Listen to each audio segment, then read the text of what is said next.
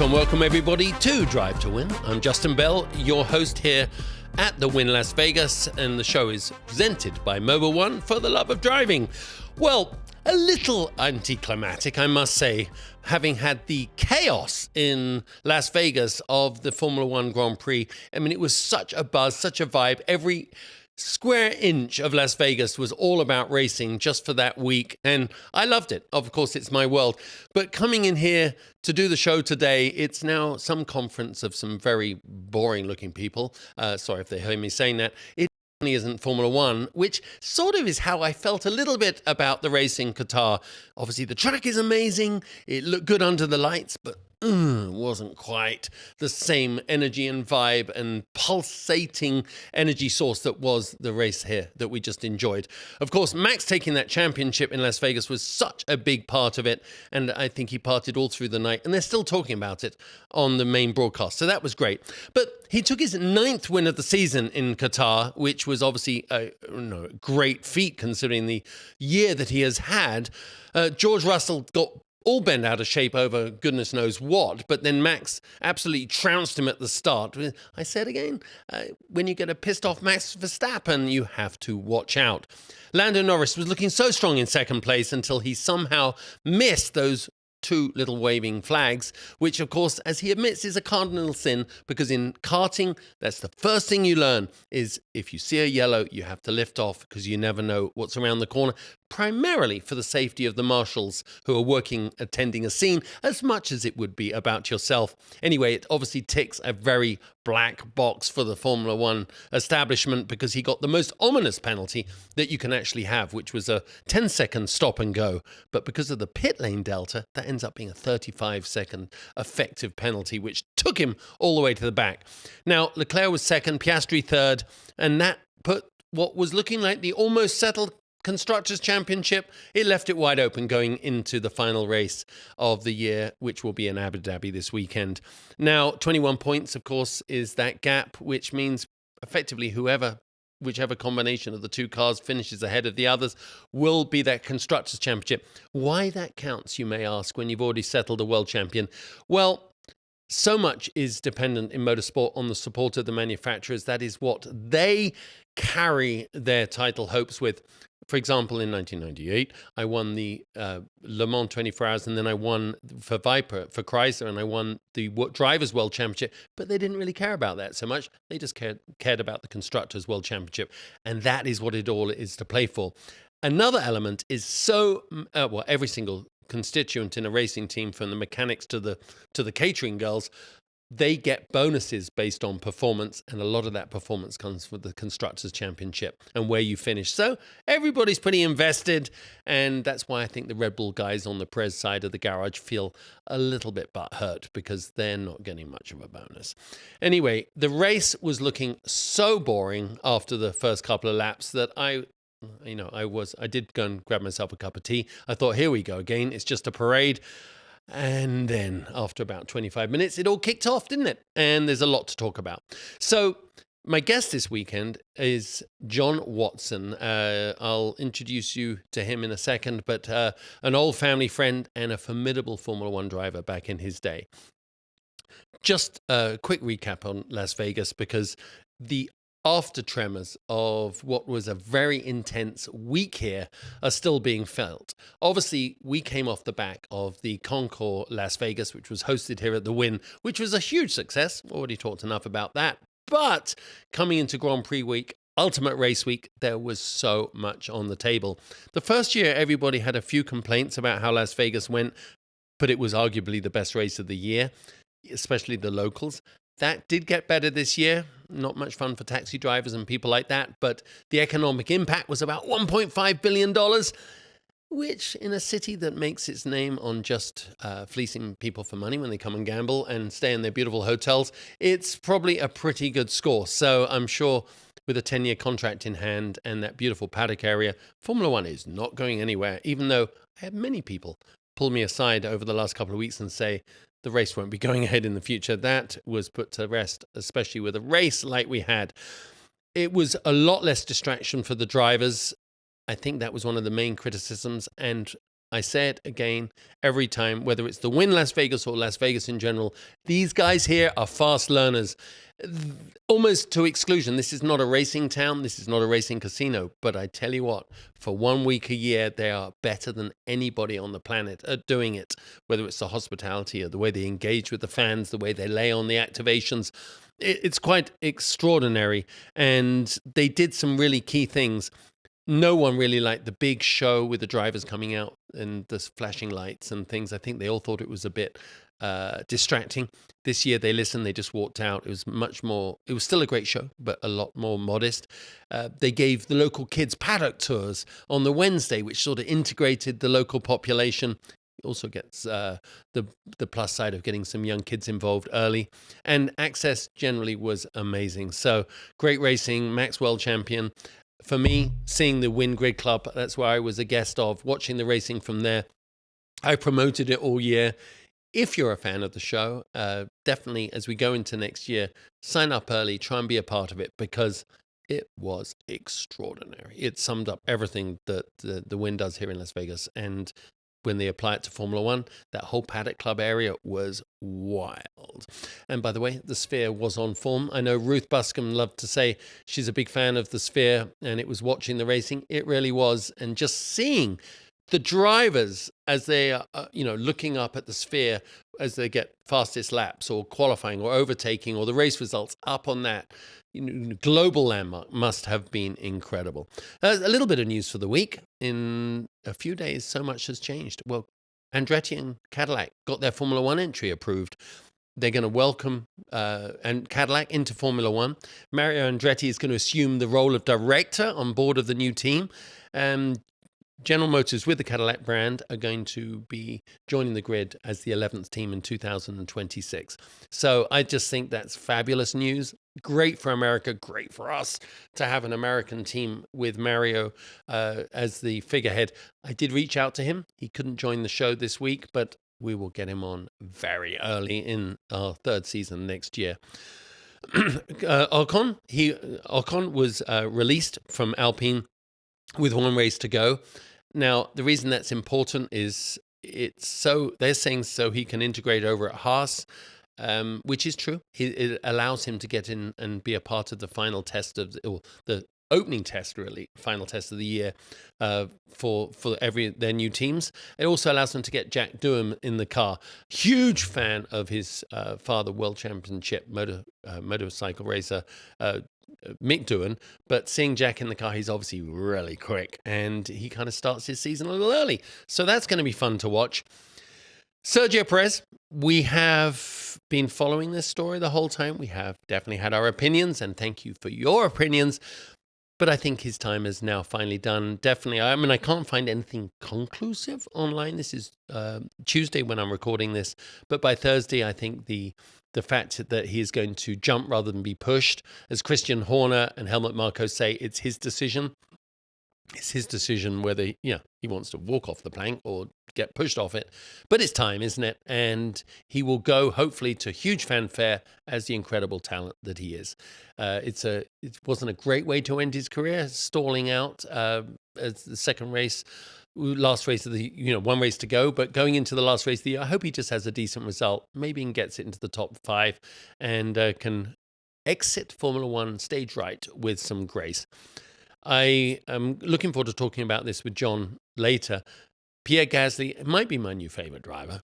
I just love his gusto, his fight, his speed, and finishing 5th really does help put Alpine in a very small lead over Haas in the Constructors Championship, but just really, really fun to watch. And I'm looking forward to watching them go into this weekend and obviously into next year. Oh yeah, it was a sprint race weekend, wasn't it? Not that that's what we primarily focus on. But I did want to bring attention to Lando taking his own initiative, not even telling his race engineer, I believe, that he was going to pull over literally as they're in the final stretch coming off that right-hander onto the pit straight and letting Oscar go by to take the win. Pretty tough to do, I tell you what, because the minute you lift off, if another car's on full acceleration, he could easily have been overtaken, and that would have been embarrassing. But he managed it. And I think it was a very gracious way to offer Oscar Piastri a thanks for all the collaboration and help that he has in turn given Lando. So you could see it didn't go down too badly with the team because Zach Brown was basically radiating smiles and hugging them both. So it's like his two kids have just made up after a little squabble. But there was no squabble. I just think it was a fair thing to do. Well, race fans, Justin Bell here. And what is it about a race that's so exciting? Is it the breakneck speeds, the constant pressure, the ever-present threat of danger? Or is it simply the driving? You just think about it. There's no phones. There's no laptops, no screens. Just the world's greatest drivers, cars, and the ultimate freedom. Yep, for me, it's all of the above. And Mobil One, for the love of driving. Visit loveofdriving.us/drive-to-win to learn more. Well, John Watson. I've known him since I was a child. He was a stalwart, leading figure in the hometown where I grew up as a Northern Irish young racing driver. He competed in Formula One from 1973 to 1985, and he won 5 Formula One Grand Prix across his 12 seasons. He raced for Brabham, Surtees, Lotus, Penske, and McLaren, and he finished third in the 1982 World Championship with McLaren. He also was then a regular in the World Sports Car Championship and finishing runner-up in that in 1987 with Jaguar, and he raced at Le Mans, he raced here in America, and just an all-round great guy and someone that has stayed very in touch with the sport, even does some officiating in some of the other series around the world. So I've waited a while to get him on. John, I'm so excited to finally get you on Drive to Win.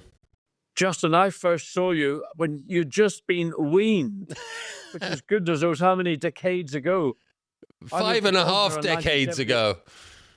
1971, I moved to Bognor, and you were just, well, I'll not go as how far, but certainly you're a young boy, and you've grown into a major, you're a man, and whatever. So yeah, it's a long time ago. It's 4 decades ago. I remember your house there in Craigswell Estate, and I remember I used to come over, and we'd come over and have a cup of tea, and at the time, I was actually thinking about it last night. You know, I was just a kid, so I didn't really put it into context that you were actively in the middle of your Formula One career at that point. But to me, you were just one of Dad's friends that lived around the corner. Yeah. I wish I'd... Well, I think the location we lived in, which is just outside Bognor, your father, Derek, was an indigenous Bognor guy. The other one was David Perley, who also was born and raised in Bognor. I was an interloper. I came in 1971 because the team your father had been running in Formula 2 with had been disbanded. So the workshops and George Brown, who was your father's mechanic, unquestionably the best mechanic I've ever had in my life, were available. So there was a little workshops down at Church Farm, which Derek said, look, it's available, it's there. George would love to work with you. So yeah, that's what it was a wonderful time for me. And of course, I grew up by the sea in Northern Ireland. So coming down to Bognor Regis on the south coast of England, by the sea, was just a great opportunity and something I'll never forget. And I still go down, in fact, to Bognor reasonably regularly because one of the things I like to do is beach fishing.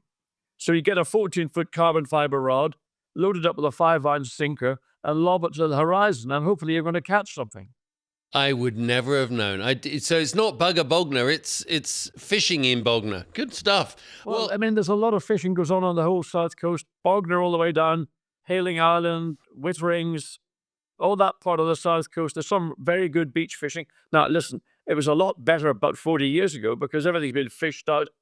One of the consequences of being in the EU. So all the continental fishermen would come and scoop up all our wonderful sea bass and all the other indigenous fish that were a part of the south coast at that time. But nevertheless, it's still a pleasure to go down, sit on the beach, watch the tide come in, watch the tide go back out again. And if you want to fish at night time, which I've done on occasions, you will see things in the sky you never thought were there. I know a lot of people in the United States look it up and look at UFOs and there's things in the sky. Well, I've seen things in the sky which I can't explain.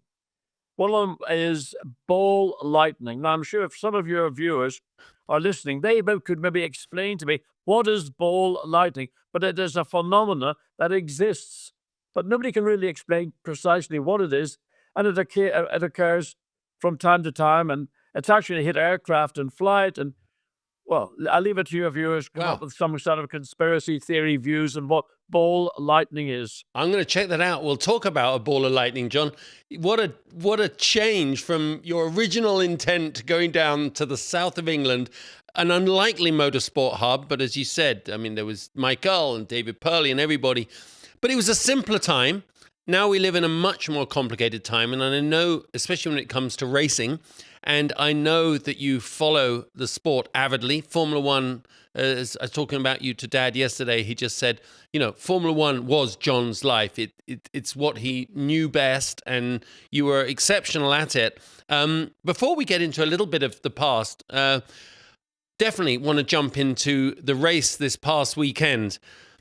Back under the lights in Qatar. It looked a bit miserable there compared to being under the lights in Vegas, certainly in the middle of that desert. Give me your overview of the race, because to be honest, after that first couple of laps, John, for about the next 20 laps, I thought I was going to go to sleep. I needed to go and put the kettle on. And then all hell broke loose with some of the calls. Let's start at the start. I mean, obviously Max was aggravated on the outside of the front row, having taken a penalty, and he just stomped his way into the first corner. I mean, do you like watching the way he races? What do you think of the start? Well, first of all, actually, I didn't see the race live because I was in the Middle East. I was in Saudi Arabia, in Jeddah, where I was broadcasting on a 6-hour endurance race for Stefan Rotell organization. So we were also having a nighttime race. But the racetrack there, the Jeddah circuit, is absolutely unbelievable. It's one of the most demanding, challenging circuits I think I've seen in the world. It's one of the fastest. It isn't quite a street track. It's called a permanent racetrack, but some people refer to it as being a street track. Anyway, I got back on Sunday and I watched the Grand Prix last evening. And as you say, I mean, Max was very, I'll not use the language I would normally use. He was upset because of an issue that had occurred. And he then started on the front row of the grid, but not in pole position. But look, Max is an outstanding, unbelievably competitive racer. He's not just a racing driver, he's a racer.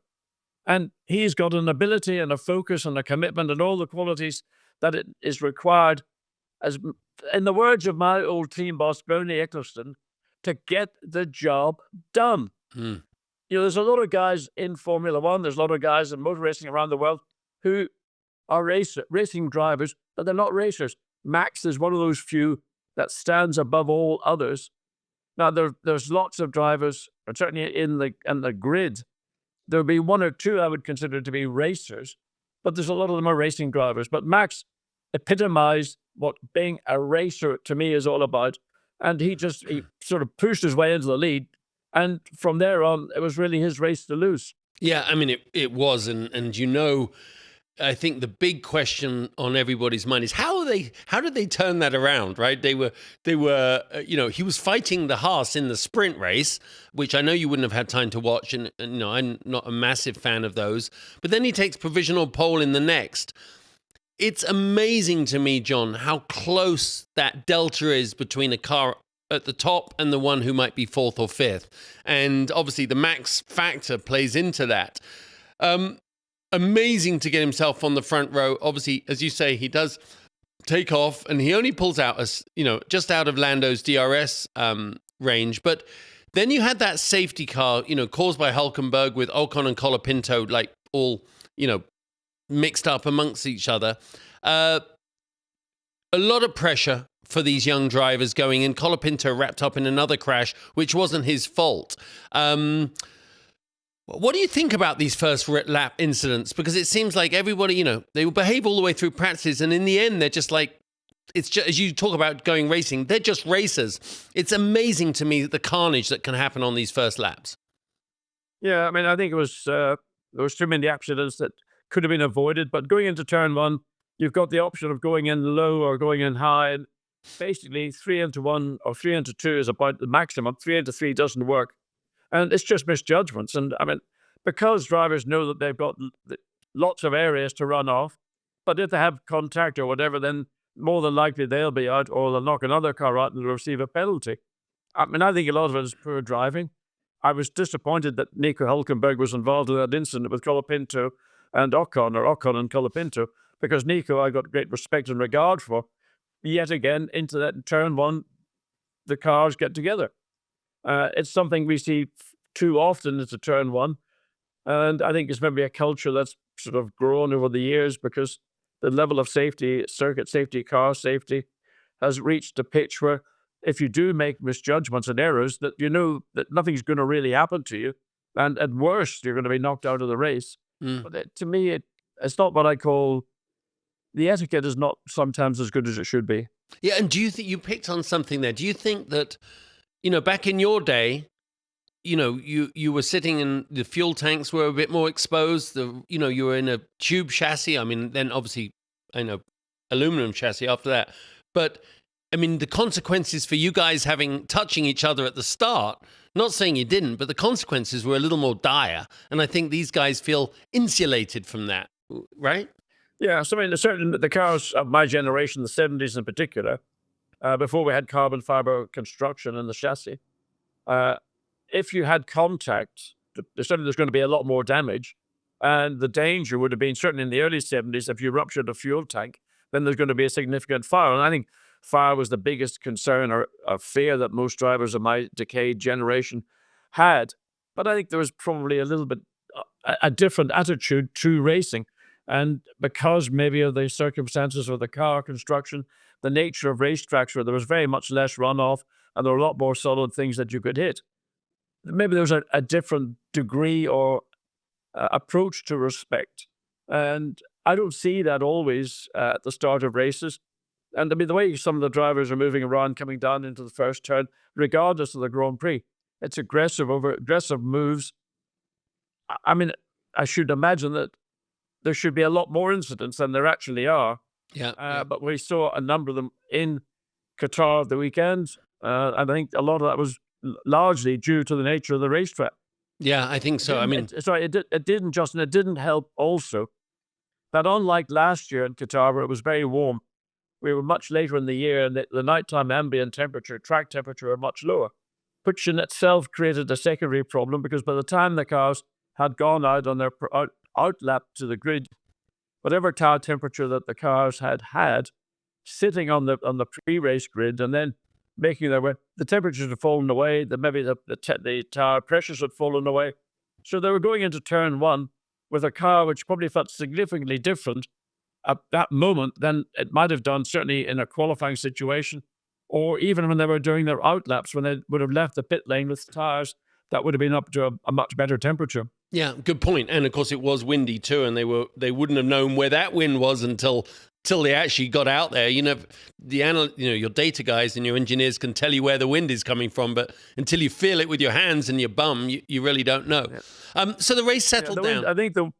The wind, I think, in this instance, from what I understand, was actually blowing down the straight into the front of the car. So, in fact, they should have been slightly better off going into turn one because there would have been a fraction more downforce. But, there's so much talk. I mean, I hear commentary over here on our Formula One feeds, and the subject that always comes up is, the wind's blowing here, the cars are sensitive to wind.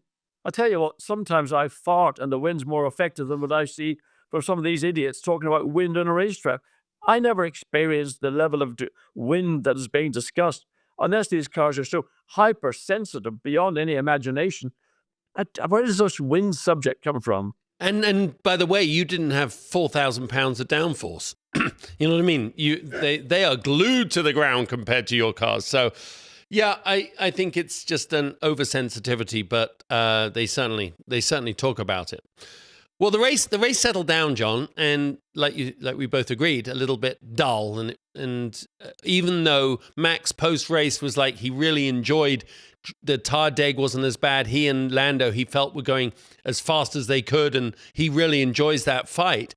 But then when that mirror came off and it's sitting there on the straight, I know you do a lot of officiating, and I know you can't really throw your colleagues under the bus at Formula One, but the mirror sat there in the braking zone for turn one, and if they'd wanted to move it, they could have moved it. But when it got hit by Bottas, and then caused 2 punches straight away for Sainz and Hamilton.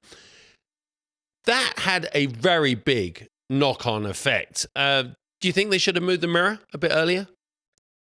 I don't know why the mirror was left on the racetrack. It was sort of just to the right of center, or just before the pit lane exit. And I mean, it was visual on television. What I find also slightly strange is how Valtteri drove over the mirror when he could have driven around it, certainly to the outside, maybe not up the inside because he was overtaking at the time. But it was strange that the race director chose to leave it there for that length of time. Now, look, there's been a whole load of change going on within the management of race, and Niels Vidic, who was the former race director that basically he started the race, he ended up working for us in Saudi over the weekend because he had been drop-kicked by essentially the president of the FIA. And another colleague, a great friend of mine, and the son of Teddy Mayer, who was one of the founders of McLaren, Tim Mayer, suddenly he's out of a job. And then somebody else, I mean, the shambles that's going on within the structure of the FIA and who is in charge and who's been given the control of a race. And suddenly there's a new race director in who is also required to direct Formula 2 as well.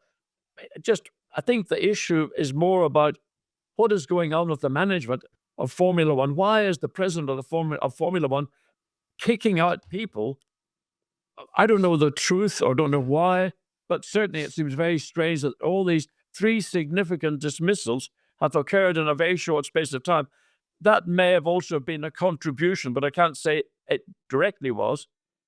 It was just a decision that seemed very strange to leave that part of bodywork, which is not an insignificant size, but surely when we saw it run over by Bottas, it shattered into 1,000,000 pieces. Yeah. And those are carbon fiber shards, and some of them, I don't know whether the mirror is made of glass or whether it's another form. But anyway, it resulted in Lewis and Carlos Sainz getting punctures, which certainly not so much for Lewis, who's having a difficult race, but for Carlos Sainz, he certainly was a potential podium sitter. Yeah. And he would have been very upset and disappointed by the fact that he was a victim of maybe a decision that should have been more quickly made. Yeah, totally, especially with the consequences. I don't know if you saw this. I just brought it up on my phone.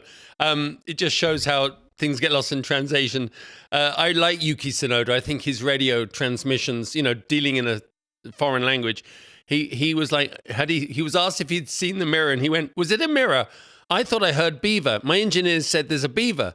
But I was thinking to myself, why is there a beaver in the Middle East? How is it possible there's a beaver in the Middle East? And he thought, maybe it's global warming, making a lot of interesting changes to the world. I was like, can you imagine? I mean, listen, I've never met Yuki Tsunoda. He is a personality. He's a character. He's got a reputation of being a bit lively on the radio. Yeah. And maybe just a little bit of, certainly it's an interesting thought that he mistook a mirror from a Formula One car for a beaver. It's an insight in maybe into his thinking and his. I think a psychiatrist might want to look at that and say, let's discuss it, Yuki. What was it that made you think what you saw on the racetrack, something that was black but totally hairless? Maybe it was a hairless beaver. I've never seen a hairless beaver. So it's almost like a contradiction in terms from what I know. It's so funny. Anyway, I bet they laughed about that. Okay, so obviously the safety car came out. That all happened. They get very... here's something I want to talk about. You talk about radio transmissions. The drivers get very gamesman. They play a lot of gamesmanship on the radio, don't they? Whether it's Lewis saying... This time, I think he was hating his car. But, whether it's George calling on Russell, Lando making comments about track limits. I mean, they all get pretty sporty, knowing that it's going to get heard by race control. What's your take on that? Just mid-race drivers trying to affect things. I mean, we get very emotional behind the wheel, 200 miles an hour of motion. But it gets a little dull for me, listening to the gamesmanship.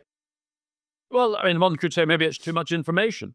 But it's a part of Formula One, and because of the development of Formula One, in part because Liberty Media are now the promoters of the event, they would like to have as much information coming from drivers to the pits. And of course, that's now a live broadcast as well. So while, let's say, Max was turning around to Red Bull, to JP in the pit lane and saying, "Oh, Lando didn't slow down under that yellow flag."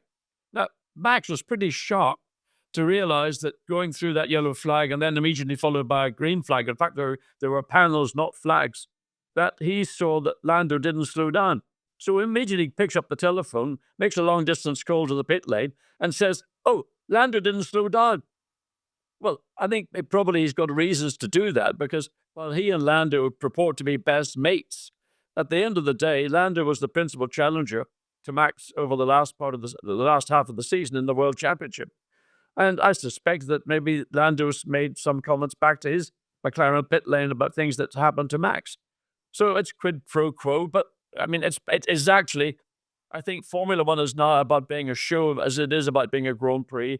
And these broadcasts are part of the contribution to involving, let's say, the public at home to create discussions that we're having right now to say, well, is it part of Formula One? Should it be there? Should we hear all these broadcasts? I mean, thankfully, that there's no longer the broadcast between the pit lane, the pit wall, and race director, which we had back in 2021. If you think back to the final race in Abu Dhabi, the commerce and communication that were going on between the Red Bull pits to Michael Madsen, who was at that time the race director, it was like a soap opera. Yeah. It was disgraceful. That is not for public consumption. But what goes on between the driver and the pit lane, well, sometimes it's boring and sometimes it seems childish. It's a bit like going back to school and saying, "Teacher, teacher, teacher, Justin's just kicked me in the shin. Teacher, teacher, teacher." Yeah. It is. But, they are young guys and there's a lot of pressure. And when they're in the car... Justin, you've summed it up. They are young. Yeah. That's the difference between the generation of your dad, me. When we got to the highest levels in motorsport, we were probably a little bit, maybe 6 or 8 or even in some cases 10 years older. And what Formula One is doing is taking talent from an early age, coming out of karting, going straight into the junior formulas, and then into Formula One. And next year, we're going to have 2 young drivers, Kimi Antonelli and Oliver Berman. I mean, Berman has done a number of Grand Prix and he's done exceptionally well, but Kimi Antonelli has not done a Grand Prix, but he is getting squillions and squillions of testing miles, but he hasn't actually raced in a Formula One Grand Prix. And he'll only be 18 or 19 years of age. And there's a difference in maturity between the group of guys that I was a part of and this group of youngsters coming along. They are very mature in certain elements, such as racing and, but through karting and junior formula. But as adults, I mean, they are adults now, they are, on the other hand, in some respects, immature. Yeah, So they've not known any. They've got no real life experiences. No, it's so funny. All they've done. Yeah, my son is 20, Oliver, and he was back for the weekend from college, and I was getting on about the state of his bedroom, and I was thinking, oh my God, he's 20 years old. There's guys going into Formula One right now making millions of dollars with all the social media and media global circus around them. And at the same time, I bet their mum and dad still have to get on their ass about cleaning their bedrooms because that's why we make soldiers out of young men, because the brains are not fully developed until they get to about 25. That's why they're so bloody fast, John.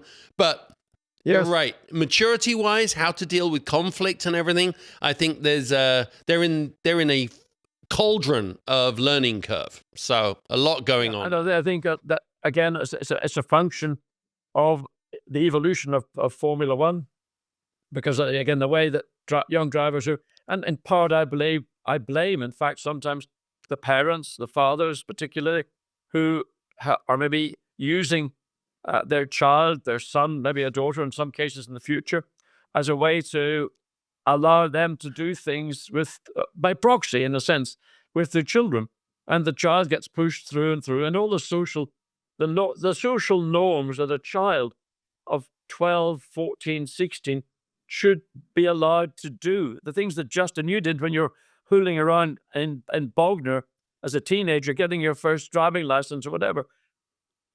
Those are the things that sometimes I feel are very important to help a development of a human being.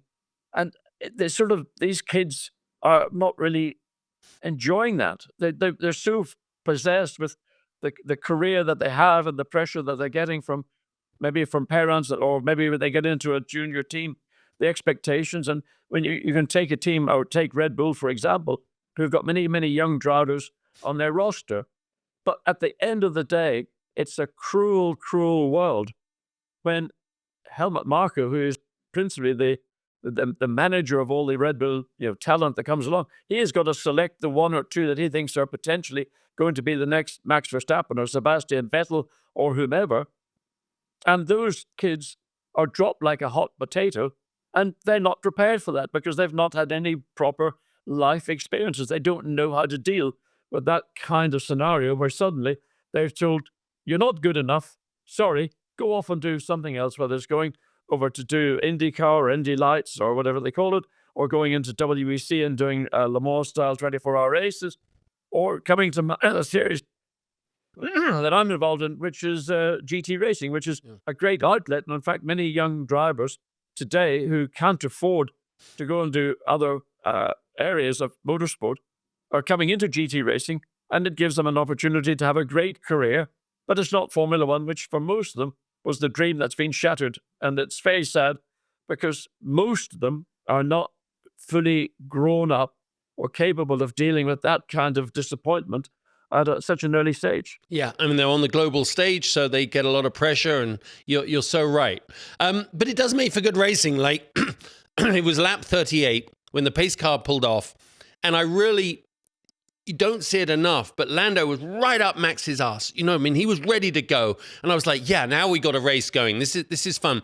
And I do love that sort of intuitive aggression that these guys do have. And remember, they've raced karts for 10 years before they started to get into Formula One together. So they know what they're doing. A great restart. Perez then spun out on his own, and he was out, and we can talk about that in a minute. Hulkenberg went in the gravel, safety car. I mean, it was a good restart. But then we got to that thing with Lando and that yellow flag. Max was putting on a masterclass, but it was all a bit messy, what happened with that yellow flag. I know the FIA stewards are under fire right now. Lando's going by, as you said, it's not a waving, it's a marker board.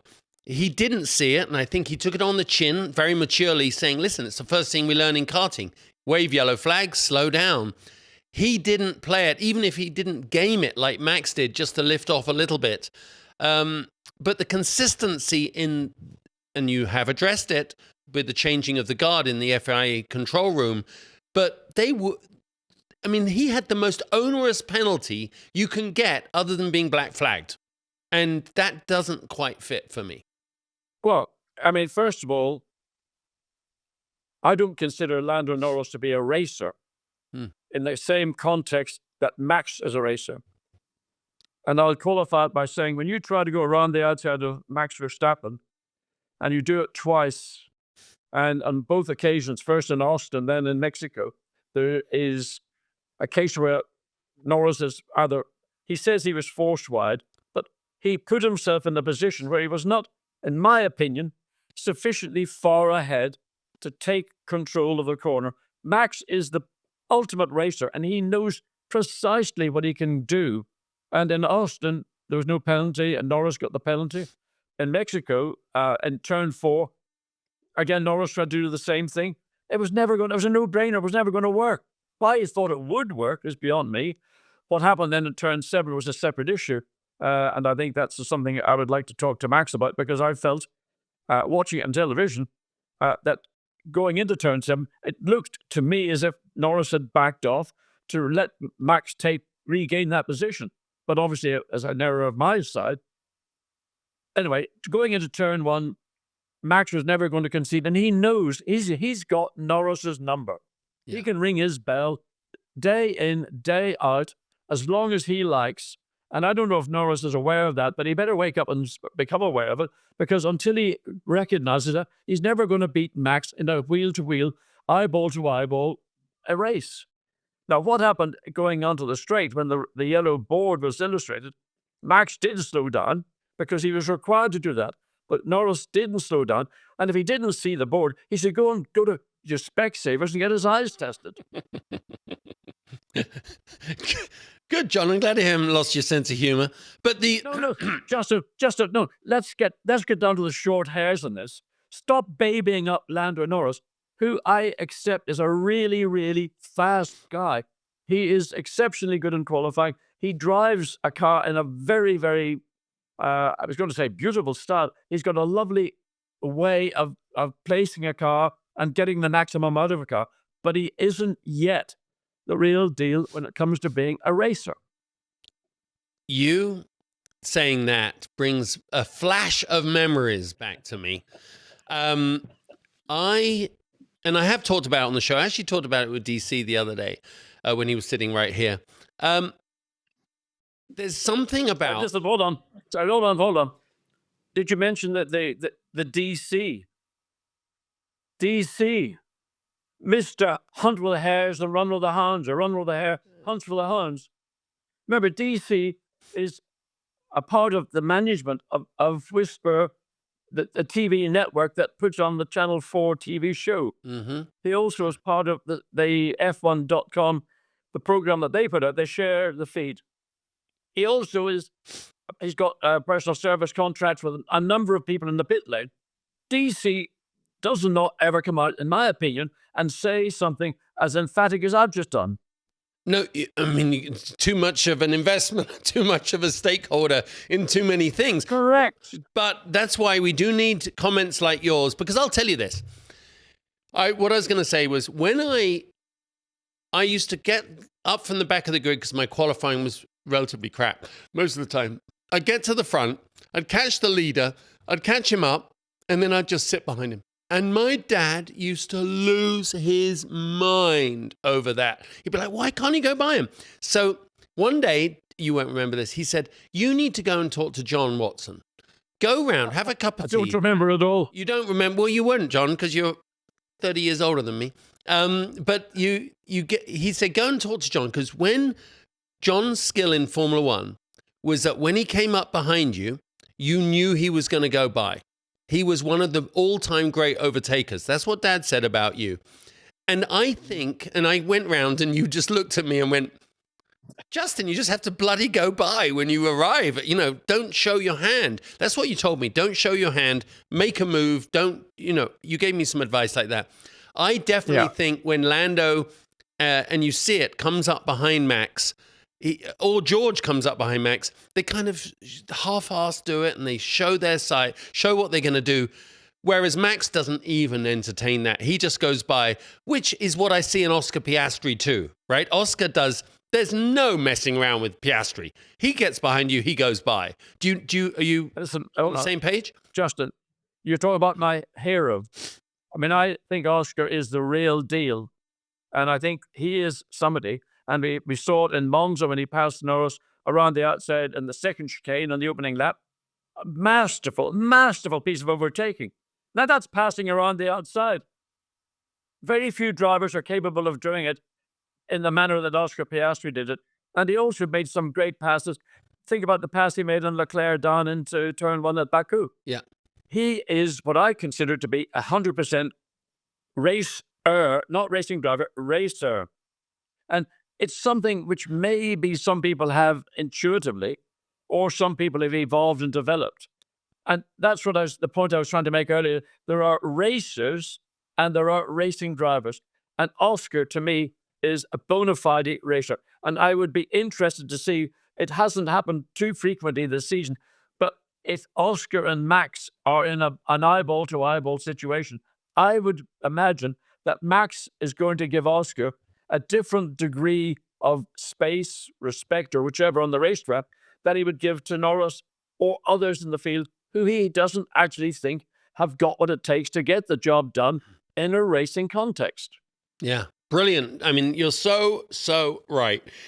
Of course, the race started unfolding at that point. The Constructors Championship, which was a pretty much heading in the direction of McLaren, suddenly gets extended to be fought over this weekend in Abu Dhabi. Lando, he made his way back to the top 10, like you're saying. I mean, it was a strong drive from where he ended, was relegated to with his it took 35 seconds delta to do the pit lane and a 10-second stop and go. So it's way worse than just the stop and go. He pulls himself all the way back up into the top 10, gets his extra point for fastest lap. He did the best he could. But there were a couple of other moments that made me smile. Obviously, Kevin Magnussen is 2 races out. He's got 1 more race left to go. I loved it. It's near the end of the race, he was making strong moves on Albon. And I was thinking, he may not have the polish, but he does fit that racer category you're talking about, doesn't he? Magnussen will be missed. He should go now, probably, but he will be missed. I mean, Kevin had a reputation as being somebody he didn't really want to be close to because he did not concede. Now, the point at which you learn to concede or not concede is a sort of a moot point.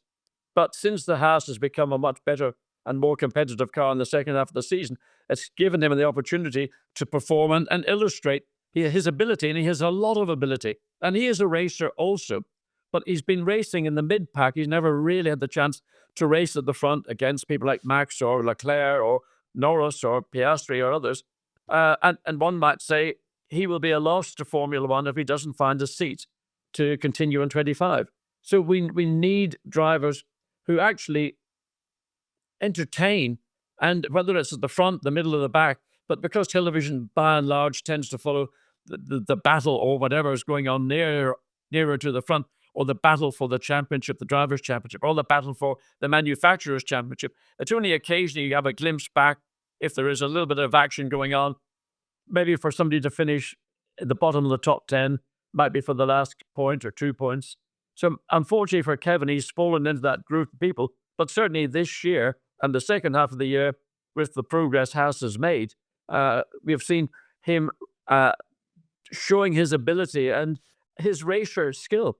Yeah, no, I love it. I do. Another guy, and I made a note on watching the end of the race. Sainz obviously not having the best time, but Pierre Gasly, I think he might be, I said it at the top of the show, he's like one of my new favorite drivers to watch. He's going blinking quickly in the Alpine. I mean, he held off Sainz in that Ferrari. It does make you think, it brought entertainment and a bit of life to that phase of the race, but what could he do in a better car, right? Well, the trouble is he hasn't been given the opportunity to be in a better car. So he's going to be with Alpine for another season. They're going to get Mercedes, the Mercedes package, the internal combustion engine, the hybrid systems. They may get the gearbox, they may get even other parts that Mercedes supply to their sort of secondary customer teams.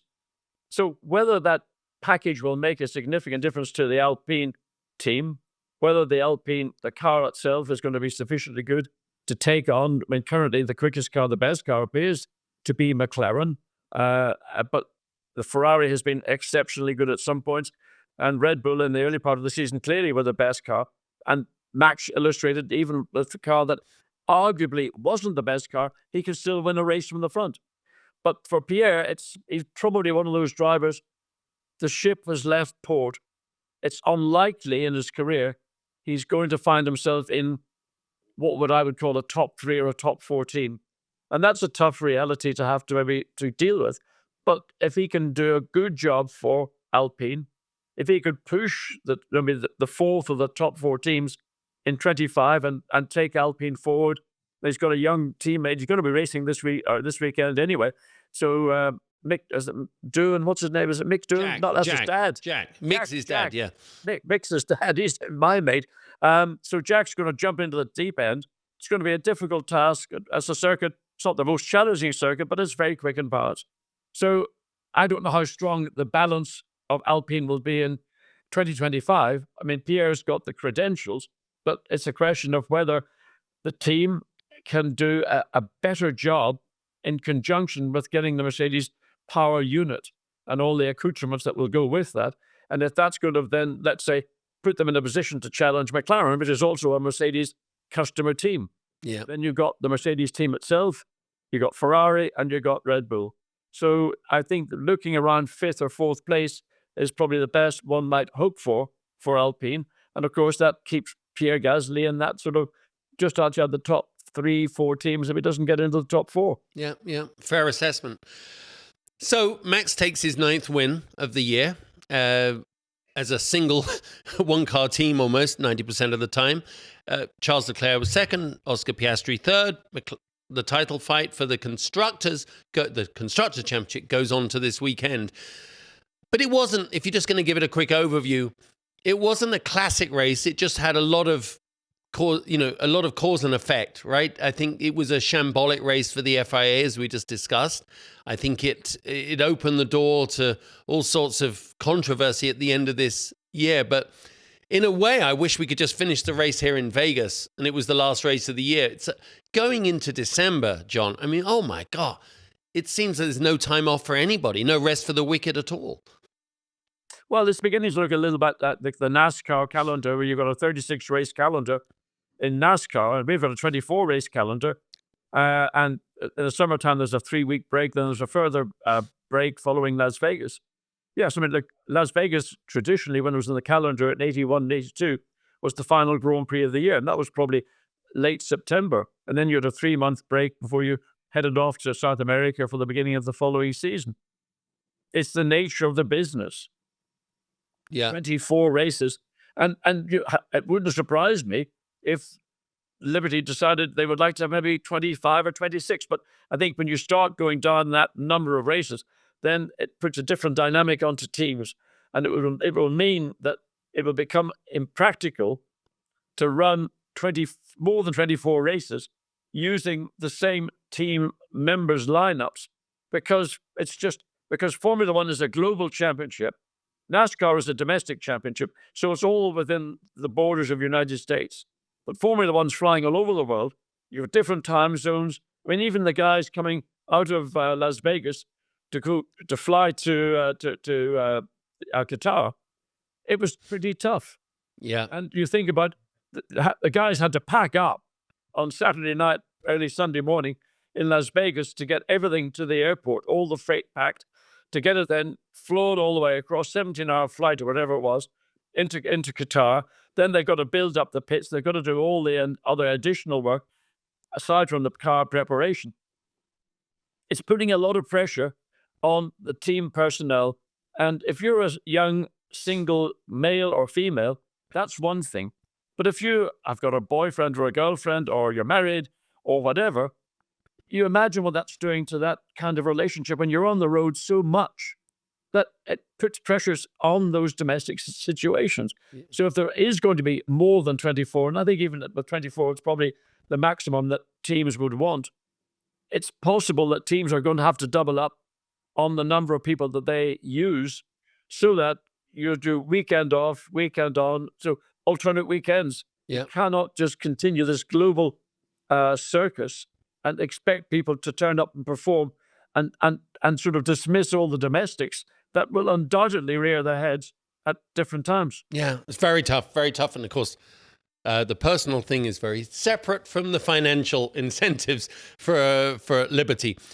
Normally, John, at this point, I do something called the Mobile One Pit Stop for the love of driving, but I thought I'd give a little twist on it this week.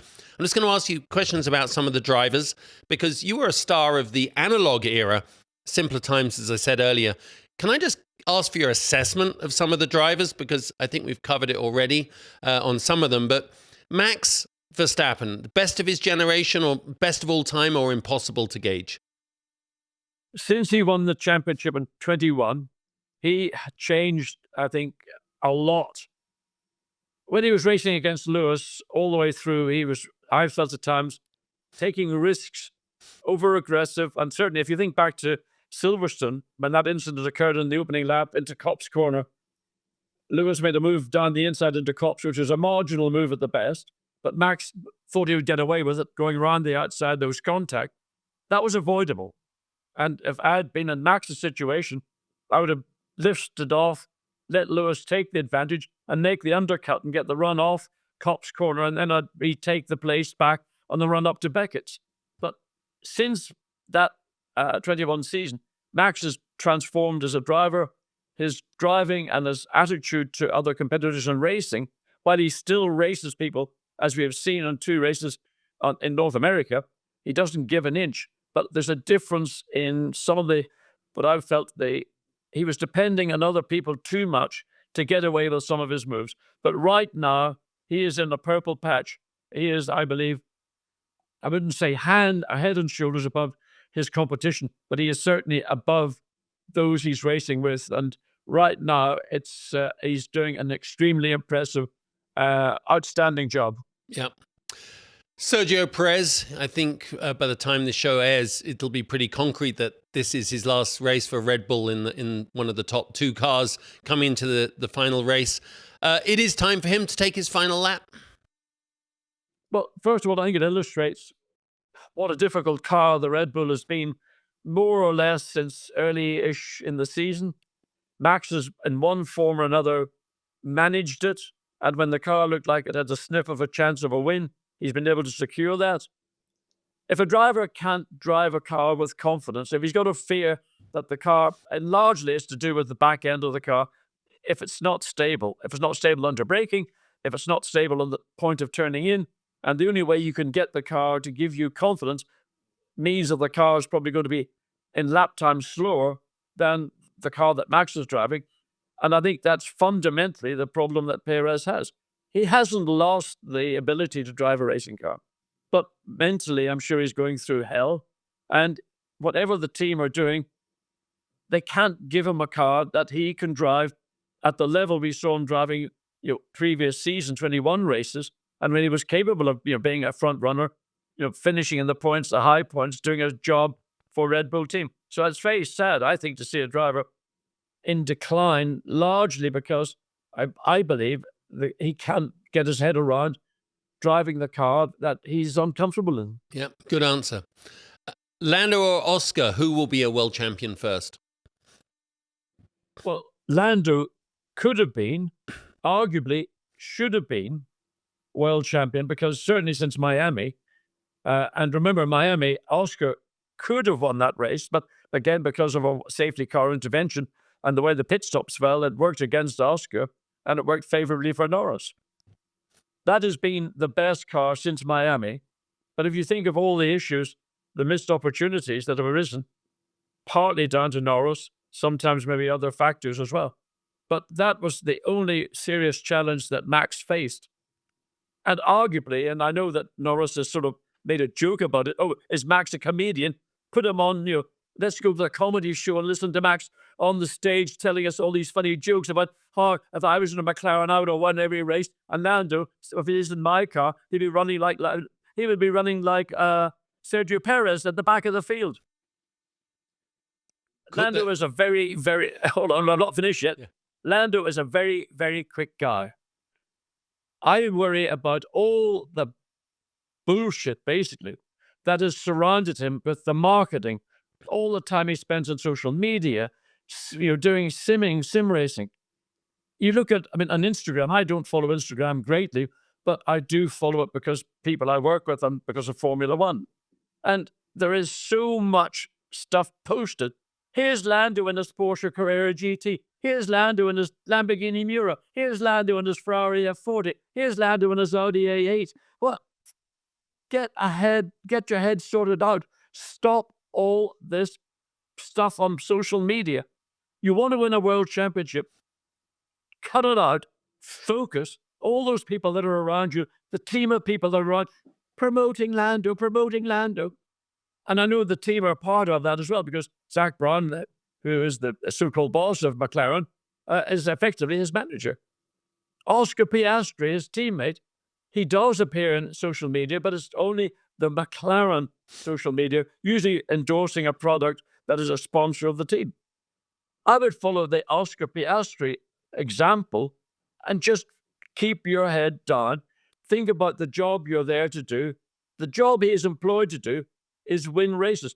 If he's going to be a marketing whatever, then that's fine. But I feel that there's too much distraction in his life, and that this sort of, I call him almost like he's a band boy Formula One driver. In England, go with these young band boys. You're familiar with many of them. And it's a bit like Simon Cowell's taking them and is promoting them. Just think about your job, your daytime job, as a Formula One driver, you're privileged right now to be in probably the fastest car on the grid. You won 2 superb races. You won in Zandvoort, outstanding. You won in Singapore, outstanding. But you've got the car. You could potentially have won the World Championship. What will happen in 25 is another matter. It'll be a brand new world, a whole new world for everyone going into 25. I don't know who'll have the quickest car. I don't know which will be the quickest driver-car combination. But you'd have to think, looking at the incumbents, that Max is going to be there. And if McLaren can maintain the position that they've got, they will have a very, very good shot at the championship. But the driver of the two that I think has got the more likelihood of being a world champion is Oscar Piastri. Yeah. Yeah, tell us what you think, John. Now, you asked me on. I'm your guest. You. I know you are. All right, one last one. I'll try and keep this under 5 minutes. Lewis is going to Ferrari. He's obviously his ship has sailed at Mercedes after a beautiful, long, productive, fruitful, lucrative relationship. He's going into the Ferrari next year, reputed $100 million salary to wear a red race suit. Do you think if the car's on form, he can win races again at the front for Ferrari, maybe even go for a championship?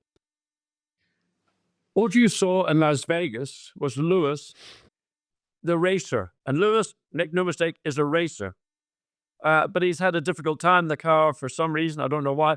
He seems to not always get the performance that George has had. George Russell has done a better job in qualifying statistically. And George has done an excellent job, I feel, overall, with the equipment. And it's not always been easy for either driver. But remember, Lewis is now a senior citizen of Formula One. And it's been a long, long journey with the Mercedes family. And think of all those championships, the 6 championships he's won with that team. I mean, a phenomenal level of success. I don't know whether the damage that was done, again, going back to Abu Dhabi in 21, the depth of that damage when he arguably was denied the championship. Many people still say he was the rightful champion. Other people will say, look, that's what happened, and move on, just forget about it, put it behind you. I think there's a lot of damage was done to Lewis at that time, in conjunction with the cars, the change of technical with going to a ground effect car, and Mercedes going down a very sort of strange direction with the side pod, the aero package that they had, and they've taken a long time to recover from it. But certainly looking at Las Vegas, that was Lewis, racer, and he is a racer. From the minute he turned up in 2007, that kid, as he was in those days, was a proper 100% copper-bottomed racer, and fundamentally that's never changed. But there is something that I feel currently is not gelling, and whether it's to do with solely the car or whether it's because he feels maybe there's a different change in emphasis within the team because he's no longer going to be with the team. Maybe he's not even being involved in some of the technical discussions, because why would they allow a driver who's going to go to a principal rival, a Ferrari, and let him sit in and have all the information? Yeah, I think he is. He's the, what do they call it, lame duck president, kind of thing, lame duck or whatever. He is in that position. Well, thank you for that insight. Well, I tell you, if he cracks, he definitely is a duck. If he cracks, it's a duck. If he looks like a duck, sounds like a duck. Okay, last race of the season, going into Abu Dhabi. I think it's like 11 years ago they built that place. $40 billion. Only the Middle East can pull out that kind of budget.